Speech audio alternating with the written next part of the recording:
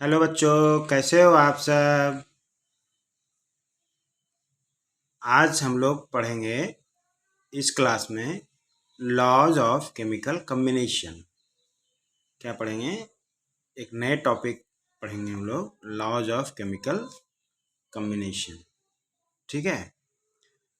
अर्थात केमिस्ट्री में जितने भी केमिकल रिएक्शंस होते हैं, है ना। केमिकल रिएक्शन के बारे में हम लोग पढ़ चुके हैं। केमिकल रिएक्शन को कैसे बैलेंस करते हैं ये भी पढ़ चुके हैं, है ना। बेसिक केमिस्ट्री में काफ़ी कुछ पढ़ चुके हैं। तो केमिकल रिएक्शंस होते कैसे हैं, है ना। उस क्या वो किसी लॉज के साथ बंधे रहते हैं, लॉज के अनुसार होते हैं, या फिर बिना लॉज के अनुसार होते हैं, है ना। तो इसका आंसर है कि केमिकल रिएक्शंस केमिस्ट्री में जो भी होते हैं वो किसी लॉज के अंतर्गत होते हैं, है ना। वो लॉज, कुछ लॉज हैं, उसको वो मानते हैं, उसको ओबे करते हैं, है ना। ऐसे नेचर में जितने भी चेंजिंग है, नेचर में जितने भी चीज़ हो रही है, घटनाएं घट रही है, वो बिना किसी नियम के अनुसार हो जाए ऐसा संभव नहीं है ना। तो सभी घटनाएं, नेचर में जितनी भी घटने वाली घटनाएं हैं, वो सभी एक नियम के अनुसार, एक नियम के तहत होता है। तो केमिस्ट्री में भी जो केमिकल रिएक्शंस होते हैं वो भी कुछ लॉज को फॉलो करते हैं। तो उसी के बारे में आज हम लोग डिस्कशन करेंगे, है ना। तो आगे बढ़ते हैं। आगे बढ़ने से पहले हम बोलेंगे कि आप लोग इस वीडियो को ज़्यादा से ज़्यादा शेयर करें और सब्सक्राइब करें, लाइक करें, कमेंट्स भी करें। ठीक है बच्चों, तो आगे बढ़ते हैं। तो इसमें कहा जाता है कि वो कौन कौन से लॉज हैं, है ना, जिसको वो भी करता है केमिकल रिएक्शंस, जिसको फॉलो करता है। तो इसमें लिखा गया है इन द केमिस्ट्री, है ना, chemical reactions takes according to the certain laws called the laws of chemical combination, है ना।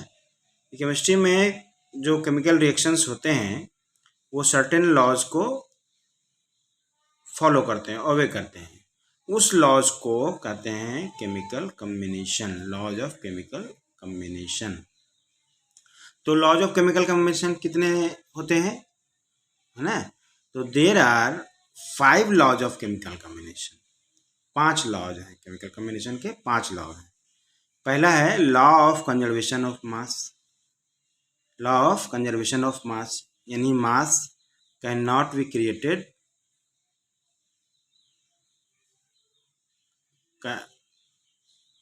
nor destroyed, neither be created nor destroyed। ठीक है। दूसरा लॉ है law of constant composition. Law of constant composition. Law of multiple proportions तीसरा law है, law of multiple proportions. चौथा law है लॉ ऑफ रेसिप्रोकल प्रोपोर्शंस। और पांचवा है लॉ ऑफ कंबाइनिंग वॉल्यूम्स, है ना। ये 5 लॉ है, जिसमें से 4 लॉ जो है वो मास से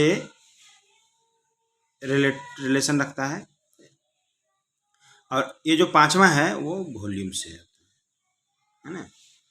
यानी ये गैसियस रिएक्शन के लिए है, और ये जो है सभी रिएक्शंस के लिए है ना। मास अकॉर्डिंग टू मास ये चलता है, मास, है ना।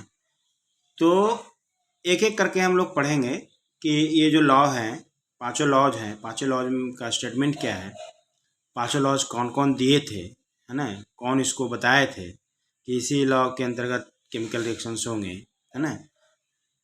तो इतना तक आपको समझ में आ गया होगा कि ये 5 लॉज हैं जिसको ओबे करता है हर एक केमिकल रिएक्शंस, है ना।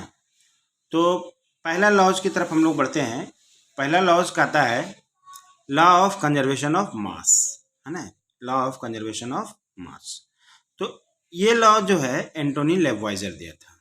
एंटोनी लेवॉइजर जो आधुनिक केमिस्ट्री है, आधुनिक रसायन शास्त्र है, मॉडर्न केमिस्ट्री है ना, उसके फादर भी बोले जाते हैं, फादर्स ऑफ मॉडर्न केमिस्ट्री।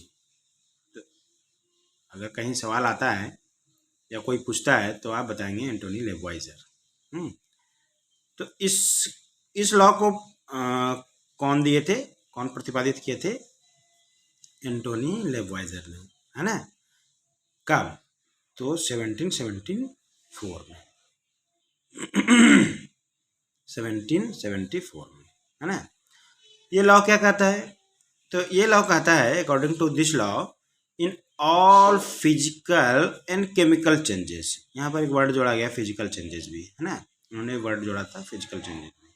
तो इन all physical and chemical changes the total mass of the reactants is equal to that of the products, equal to that of the products।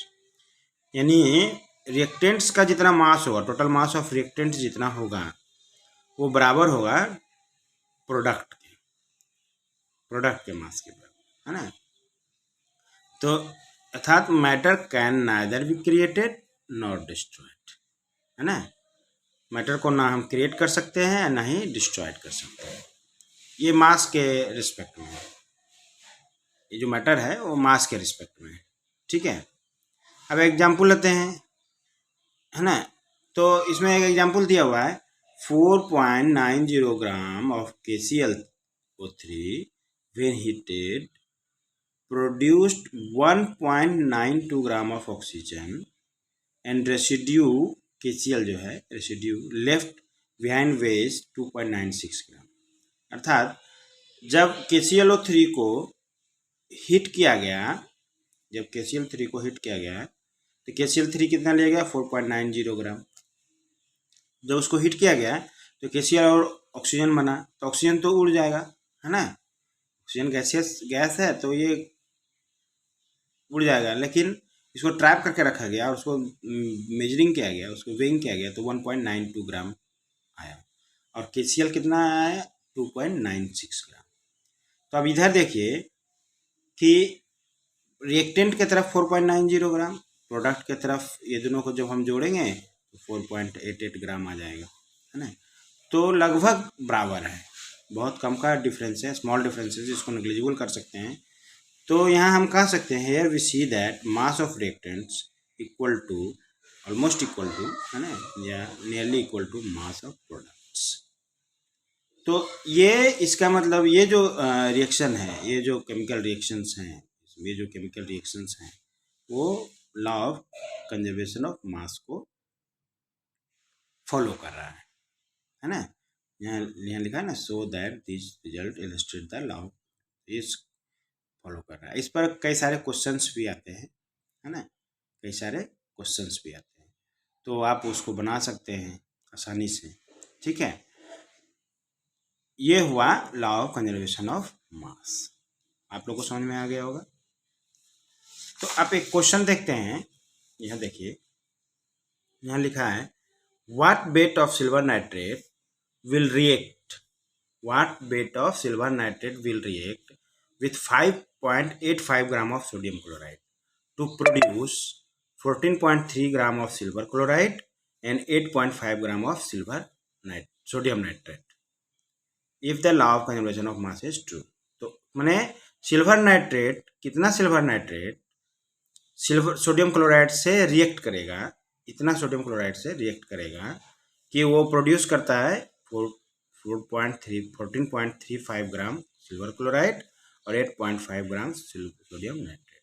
यहाँ पर हम रिएक्शन लिखते हैं, है ना, AgNO3 और प्लस NaCl, ठीक है। इसको जब रिएक्शन करता है तो AgCl प्लस NaNO3, ठीक है ना। अब यहाँ पर कह रहा है ये मास निकालना है, मान लीजिए इसको मास X को मान लेते हैं। सोडियम क्लोराइड कितना है? सोडियम क्लोराइड है 5.85, है ना। AgCl कितना बना, यहाँ देखिए 14.35 ग्राम सिल्वर क्लोराइड बना, तो 14.35। और सोडियम नाइट्रेट कितना बना, तो 8.5। अब ये x निकालना है, तो x कैसे निकालेंगे, अब अकॉर्डिंग टू लिखेंगे लॉ ऑफ मास कंजर्वेशन।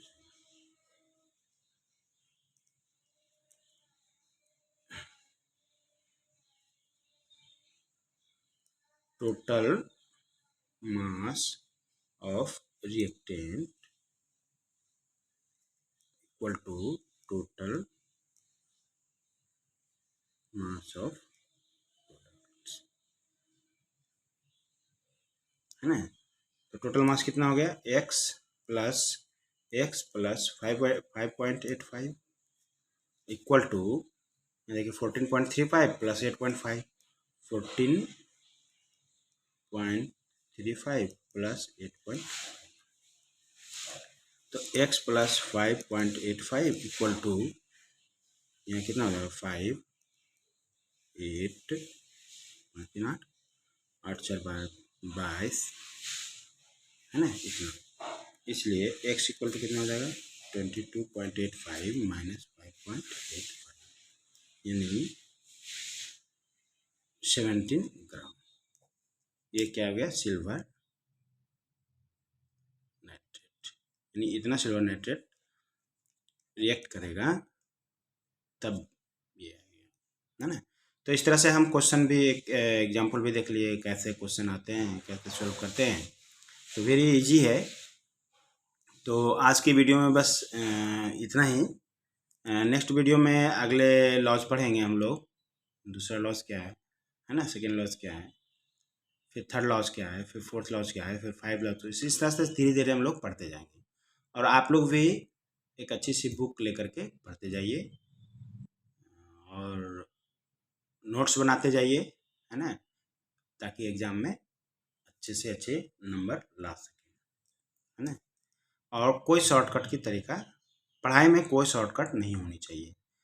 पढ़ाई में अगर आप शॉर्टकट लेंगे, शॉर्टकट करेंगे, तो फिर पढ़ाई का मतलब नहीं है, आपका कुछ कंसेप्ट नहीं आ पाएगा, फिर ऊपर ही ऊपर रहेगा, है ना। तो आप शॉर्टकट के चक्कर में ना रहें, आप बेसिक पढ़ाई करें और नॉलेज लें। जो आपके पास नॉलेज रहेगा तो आपके लिए कोई भी एग्ज़ाम को क्रैक करना कठिन नहीं होगा। तो आज के वीडियो में बस इतना ही। इस वीडियो को ज़्यादा से ज़्यादा शेयर करें, सब्सक्राइब करें, कमेंट्स करें, लाइक करें। Thank you.